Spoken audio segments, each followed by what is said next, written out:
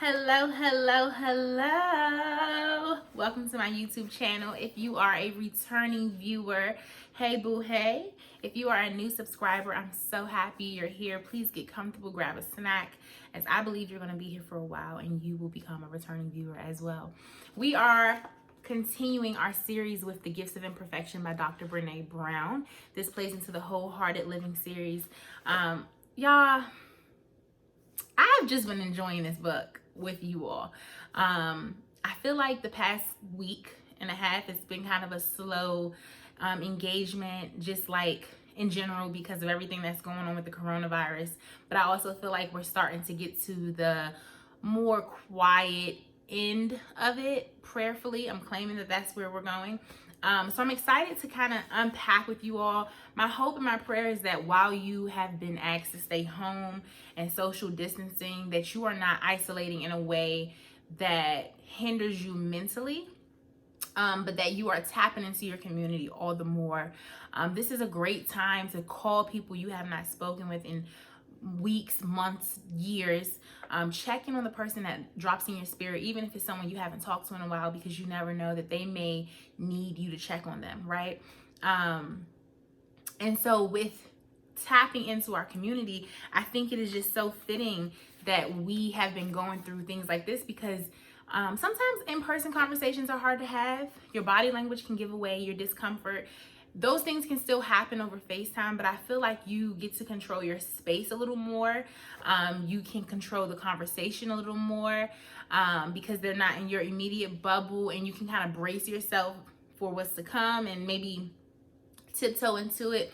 But this is a great time to talk to your friends about these videos, to talk about issues that you all may have never unpacked and uncovered, and just share. I feel like my friends and I have been on the phone so much. I feel like I'm in high school again.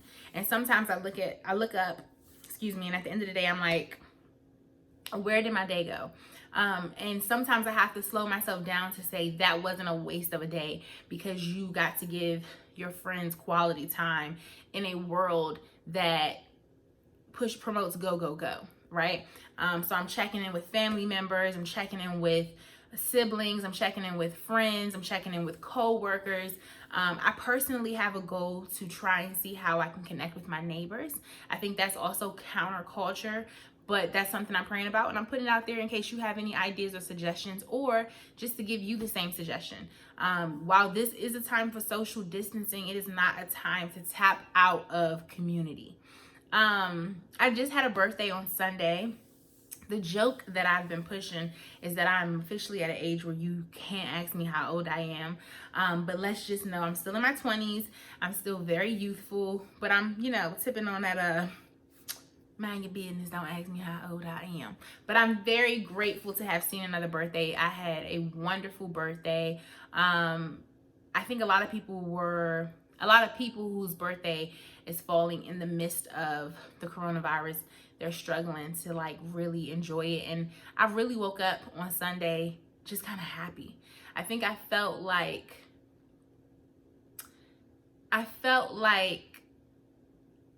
at peace. And I don't really want to unpack that right now, but I just feel like a lot of the work that I'm doing privately and I'm trying to push publicly in my personal spaces, I'm seeing the fruits of it.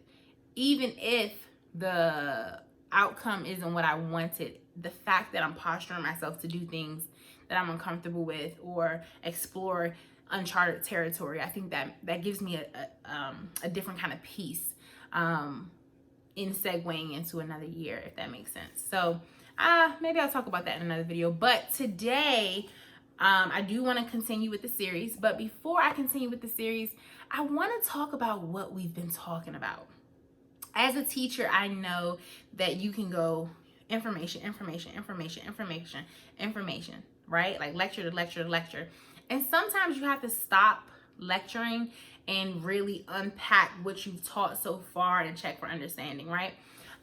What I love about my series and my YouTube channel right now that I'm molding is that it is truly a part of my passion. Again, I think I said in the beginning of the series, I care if people view it, but I knew that I was doing it, one, for myself, to push myself in certain areas. 2, to create community amongst people who wanted this. It's really not about numbers for me as much as I want to see, and I have been seeing people engage and truly like, whoa, let's talk about this. Let me think about what you're saying, versus just pushing out content. And so I just want to say, because I haven't said it yet, thank you if you have watched these videos. I see the views, I see the likes, I see the comments. They're slow but steady. I see people messaging me. I see people, you know, I do see the interaction, and it is so encouraging, and it means so much to me. I see my community telling me about their community engaging in the videos and how their conversations are changing. And so it's so encouraging.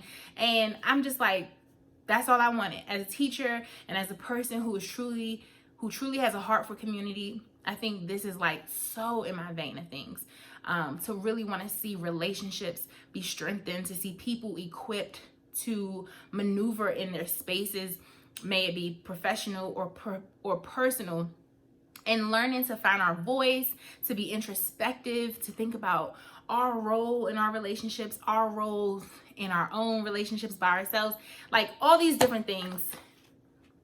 Yum. Okay. And so I had a conversation with maybe 2 or 3 people this past week, and they all were at the same stumbling block, which was really interesting to me. And they were people that came to me that I'm in relation with about the video series, and it was just so, y'all, I'm not getting stirred up, but it was just so good to talk to them about what was going on in their life and to be able to relate it back to the video. Like, that meant so much to me, to know that my circle was watching the videos, and when we would talk, I could use it as a reference point. Because between you and me, one of the challenges I gave myself that I'm still promoting for myself is to share these videos with my circle by way of text message, because a lot of my friends, not all of them, don't watch my YouTube channel, and I don't mandate that they do, because that's just not, I don't think that's a requirement in my relationships. But I also can be private, and I'll post things, blogs, and produce content, and I almost don't want to share it with anyone. And so for me, sharing these videos with my circle has really just been about me being confident about what I'm producing, what I believe in, what I stand for, what I'm promoting, and starting with the people God has given me to say like, hey, y'all, I just want to share my craft with you. There's no pressure to, you know, engage it, but I don't want to hide some of the secrets, some of the joys that I'm experiencing in my work. You know what I mean? That might make sense to someone, it might not. So I've been sending out text messages to several people. If you're one of my friends and I haven't sent it to you, please don't be offended. I probably, you know, just didn't think about it. And there are times when I'm sending my video out that I literally have to like talk myself through it, because I'm like, I might be getting on their nerves, you know, but I'm not sending the video and saying like, hey, watch this. It's just like, bloop, here's the video, and no request made, right? But that's because I am a private person sometimes, more often than I want to admit, and especially with my work. And so I'm stretching myself in that way. Back to the main thing. I had 2 people from my circle, 2 to 3 people last week come to me. We're talking about what's going on in their life. And they're like engaging with me about some of the things I talked about in these videos.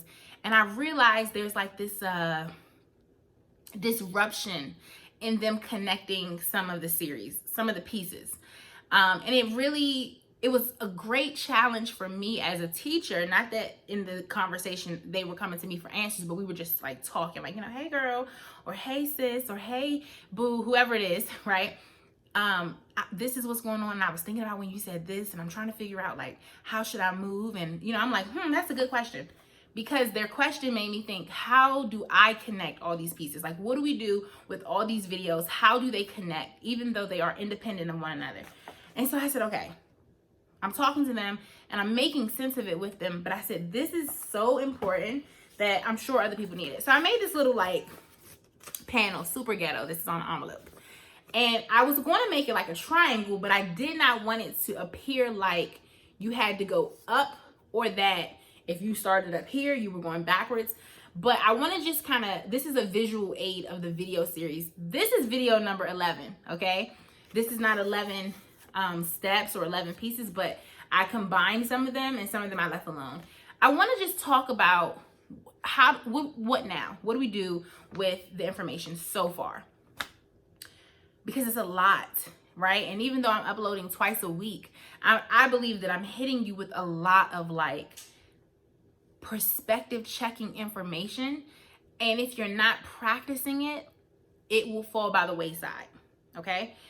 If you are not taking these videos and saying, really implementing what I'm encouraging or what we're reading about, or taking the questions that I'm asking you and really trying to find those answers, you're kind of just eating and you're like going to take a nap. You're not like allowing the energy that you would get from the food to fuel you to do something. Quick impromptu example. So let's talk about this, and then if there's time, I'll add another piece to this video, but if not, this will just be an unpacking video, and we'll get back into the lecture mode on Thursday. I know we all have a favorite video so far, because I do. I have a favorite couple videos that I'm like, that was so good to me.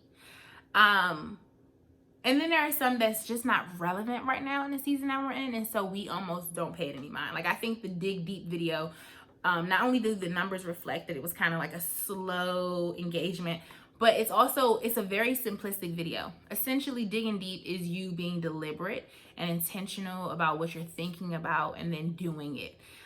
It really is just me saying, or the book saying, instead of wasting your time mindlessly watching Netflix because you're avoiding a phone call that you have to make, an assignment you have to do, be deliberate and say, you know what? I'm not in the headspace to do this. I'm going to spend my time self-care versus avoiding it. That's all the Dig Deep is saying. Like, being intentional about what you're doing with your time by first acknowledging what are you like kind of engaging and struggling with. That's it. But that might not be super exciting because it doesn't feel relevant, but that's really everyone's everyday issue. What are you avoiding, right? But we're not unpacking that video again. But I put together just a list. Again, it starts from the bottom because I went in order of the series and I want to just talk about it with the next 8 minutes I have or something like that. At the base of this entire Wholehearted Living series is that you have to settle in your heart that you are worthy. Everything that Brene talks about, everything that she's promoting and pushing in this book requires you to settle that in your spirit. Nothing that we've talked about will work effectively if you do not settle that for yourself. This is really hard if you have self-esteem issues or if you really don't see yourself as worthy, and that's okay. What it means is that you need to stop what you're doing, and even pause this video if you have to, and figure out, why am I worthy? Am I worthy? I'm telling you that you are, but really having that conversation with yourself. Why am I worthy? And what about me is worthy? If you're struggling to answer that question, that's a good place to stay, because tying in the spiritual component is your creator, God, your creator, said it was good. Like, this might have to be a 2-part video. First of all, the word of God tells us that he gives us new mercies every day. Every day. And when I think about the scripture, I think about, okay, here's what God is doing. Here's what God does. If he is above me in all these ways, his thoughts, his doings, who am I to think that I can treat myself less than or differently than the way he treats me? If he wakes me up every day and says, new mercies, who am I? Who am I to hold myself captive to yesterday's decisions, yesterday's mistakes? God sees me as worthy every single day, no matter what position I'm in, backslidden, on track, every day. That's the kind of God we serve. The base of this book, in order for you to connect, to live wholeheartedly, to hold people accountable, to counteract shame, to own your truth, to tell your story, is for you to first know that you are worthy. And so to the person watching this video, I want to just say, you're worthy.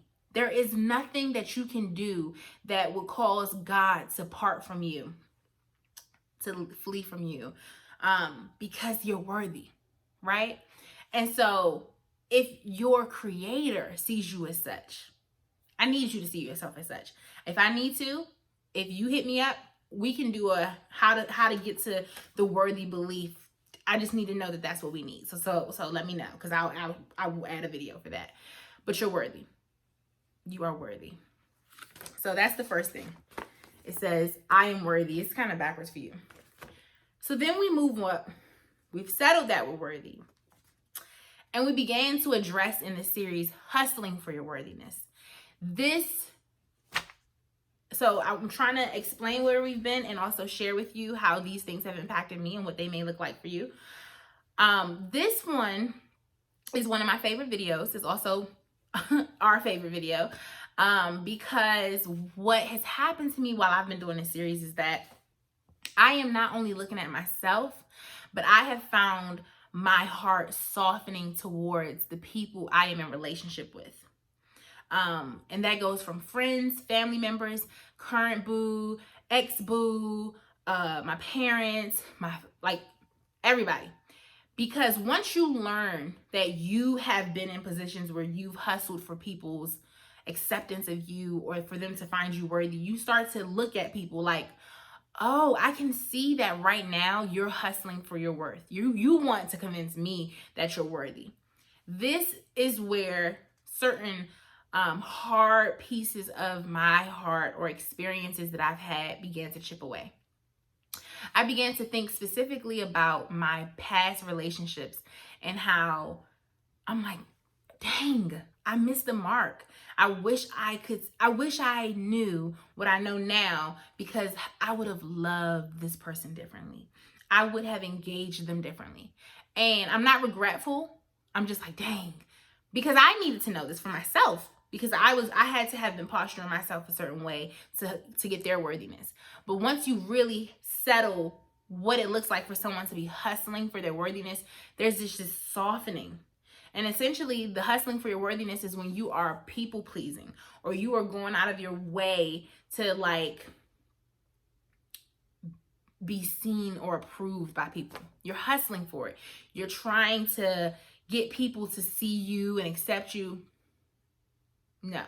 Which goes to the next thing. I am courageous.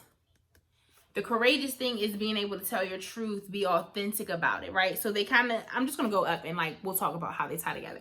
So it's, I'm courageous. I am exercising compassion to you and me.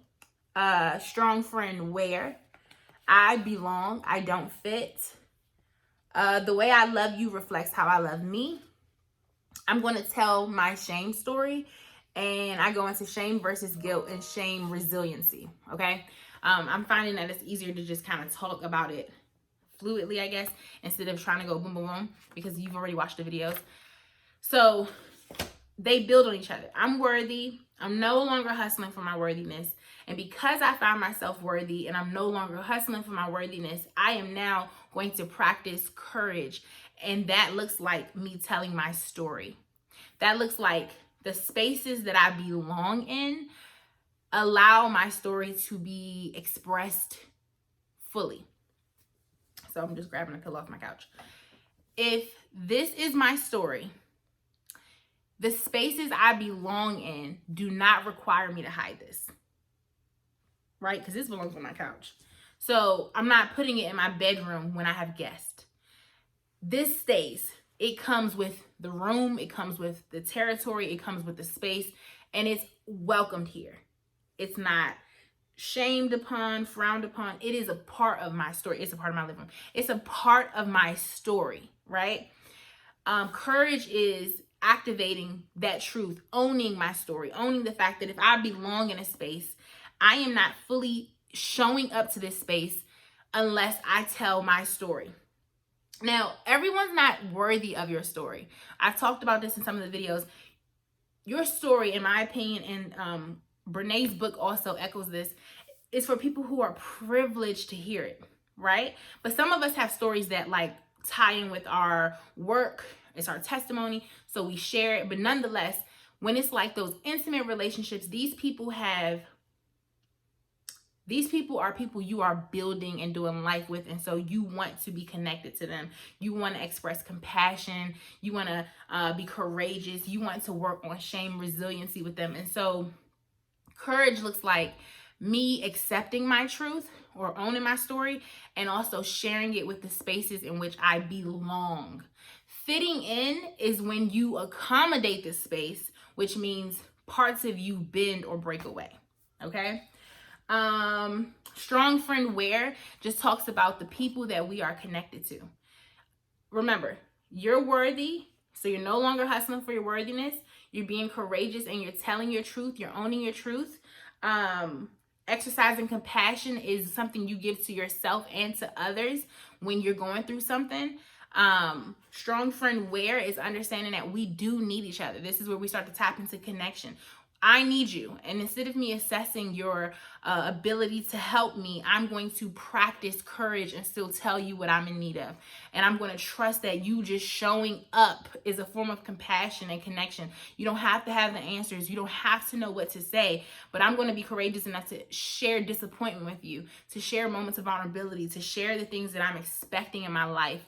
That's courageous. That's also me completely removing strong friend versus weak friend, or who can help me and who can't help me. It's dismantling perfection. It's dismantling the idea that you have to have everything together.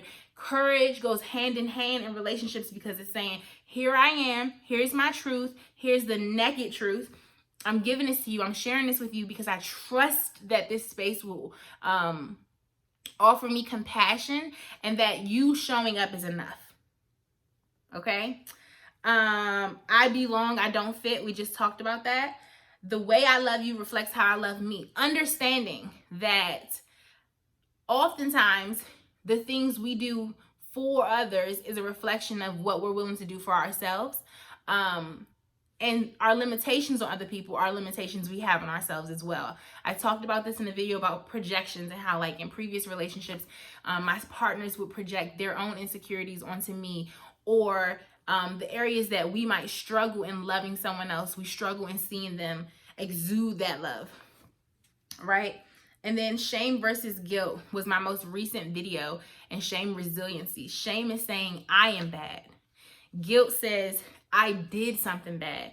Guilt encourages us to change what happened. Shame causes us to go inward and to look at ourselves and to feel like we are not enough, we missed the mark. So understanding the difference. And shame resiliency, we talked about the steps on there on my last video. And so with the last 2 minutes, I just want to say, and maybe I'll upload another video today just for like, or maybe tomorrow, just for like, just to segue into the next piece. All in all, what I want to say is this.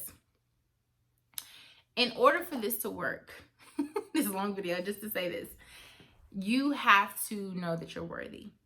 You have to know that there's nothing that you have done, even if it's like just ridiculous. Like, you know, like, yeah, that's bad. Like, you feel like that's bad, that your community won't accept. Like, when someone really loves you and they're really for you, your experiences aren't benchmarks for them. They're not opportunities for them to decide if you're disposable. Ooh, this is good. When someone really loves you, your experiences are not opportunities for them to decide if you're disposable. Instead, your experiences help them love you better. That is so good, y'all. I just came up with that on the top of my head. But really, they're listening to learn. They're not listening to decide if you're disposable. Now, I have said on this channel before that but being honest is giving people permission to decide if what comes with you is something they want. And when people make that decision, if they decide like, I really don't want that, we have to be courageous enough and so firm in our belief that we are worthy to not take it personally. Like, of course it's gonna hurt our feelings. Of course rejection stings. Of course we may experience some shame. But my prayer is that the transition from feeling rejected and shame is a quick one. Like, you kind of just transition out of it, you know, with your community and with your friends, because the bigger picture is you told your story, you were honest about your story, you owned the territory that belonged to you, you were authentic, you were, you know, you were showing up at full capacity when you expressed whatever it is with the person that you're connected with. And them deciding to leave or not stick around does not determine your value or your worth. I really hope that makes sense.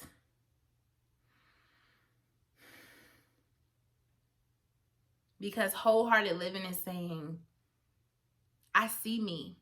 I own what comes with me, and you can't shake that. You staying or leaving does not change my truth, my worthiness, and all the great things that come with me. It is a privilege for me to share with you all of that. So that's a lot. That's a lot. I know I just kind of like did the whole series in a few minutes, but it's just because I want you to see that they do connect. While they are independent pieces, they do connect. Telling your truth is hard when you don't feel worthy. Being courageous in a space is hard when you haven't owned your truth. Choosing to belong to spaces versus fitting in means that there are some spaces you can't stay in anymore. You can't.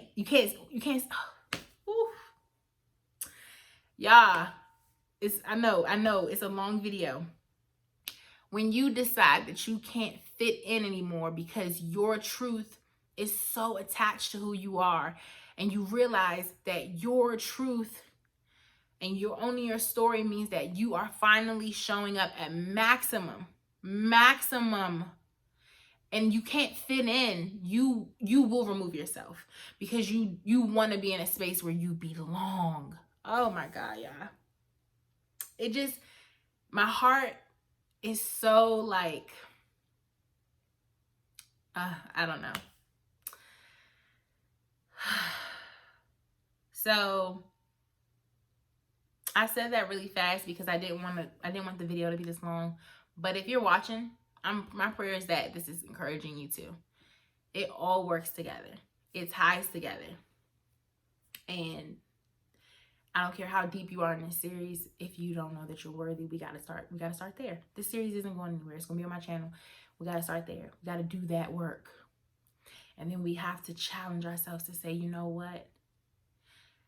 I gotta find my people, my person or my people who I'm going to practice courageous activity with. This is going to be my starting place, because eventually you're going to want to start to cultivate connections that allow you to do this, right? Like, I know we can't do all of this in public forum with everybody just all willy-nilly. A stranger isn't worthy of just your whole life story, but a stranger won't cause you to waver when you are 10 toes down about who you are, what you've been through. You know what I'm saying? Like, you can practice compassion when you're practicing it in your inner circle with a stranger. You can listen to someone and say, wow, that sounds like a really hard experience. I'm sorry that happened to you. When you're doing that with your inner circle, when they need you, when you're not assessing your friends based on their abilities and if they're strong enough to handle what you have to tell them. Like, you know? So this is a long video, but it was worth every minute of it. And if you've watched this video, I appreciate you. I appreciate you. And I just hope that makes sense. So like this video, share the video. If you haven't already, subscribe, and comment below. Like, let me know, how are you feeling so far throughout the navigating of this book? Have you purchased the book? Like, what's up? Talk to me. I'll see y'all in the next video, which I'll probably do an extra one just because this was like a big unpacking one. All right. Have a lovely day.